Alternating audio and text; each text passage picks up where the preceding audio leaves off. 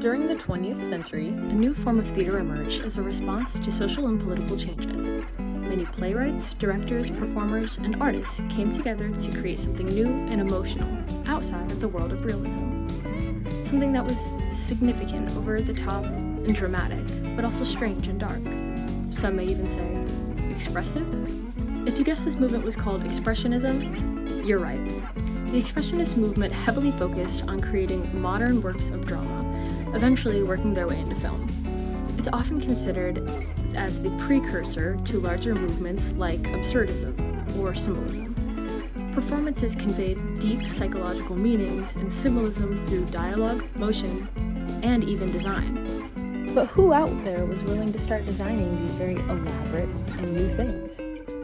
One of the most influential set designers during the Expressionist movement was RobertEdmondJones. Jones strayed away from realism on the stage and believed in conveying meaning through geometric shapes and abstract angles. Jones was born in December of 1887 in Milton, New Hampshire. He grew up with 5 other siblings working on the family farm. He attended Newt High School, later becoming a teacher, where he saved up enough money to go to college with his oldest brother. He was able to attend Harvard University, later graduating in 1910. After his graduation, he moved to New York City, where he started to dabble in set and costume design.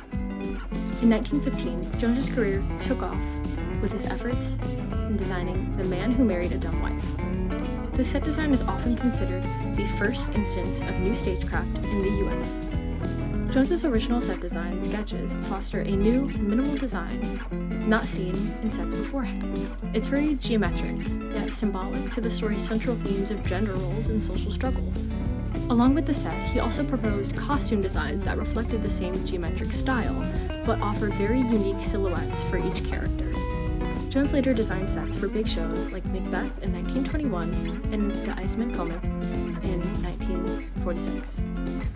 Both sets still encapsulate his simplistic and geometric style, but offer very different ends of the spectrum. His rendition of the Macbeth set is a very abstract take on the original Shakespeare play.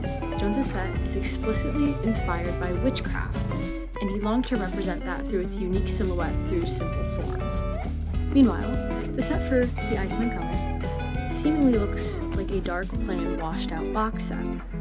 The set loosely resembles a worn-down bar or restaurant, mirroring the plot's connection to hopeless dreams and alcoholism. The sets for these shows allow for elaborate lighting due to the simplicity of the forms, which enhances the symbolism and meaning behind it in each story.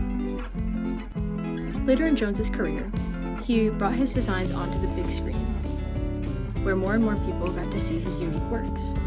Jones's work on the big screen is most credited for being a production designer or a costume designer. He did a lot of work on movies like The Dancing Pirate, Becky Sharp,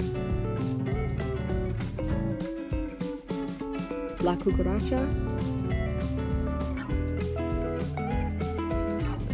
and even his own directed version of Hamlet Act 1. At the end of his life, Jones returned to his hometown in Milton in 1954, where he laid to rest. Jones is known as a pioneer of the minimalism and symbolism in design and is a key figure of the abstraction movement in America. His sets led to many other designers to incorporate a sense of mood and emotion into their works through form. Even today, Jones's work is celebrated for his impact on theatrical design. His simple yet symbolic pieces have brought a new light to theater in its entirety.